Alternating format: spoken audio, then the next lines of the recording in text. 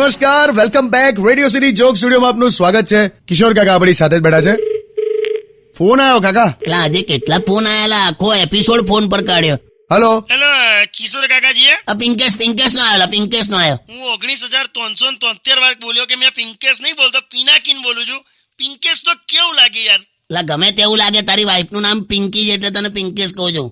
શું થયું? આજે અમારી બાજુ સોલિડ ઘટના થઈ ગઈ. એમ શું થયું? અમારી સોસાયટીમાં એક માણસ સુસાઇડ કરવા માટે ગયો ને રેલવેના પાટા પર જઈને હુઈ ગયો. પછી રેલવેના પાટા પર સૂતો તો ને એટલી વારમાં ટ્રેન આવી? ના, આજુબાજુ લોકો લોટા લઈને આવી ગયા, બેહી ગયા એની આજુબાજુ.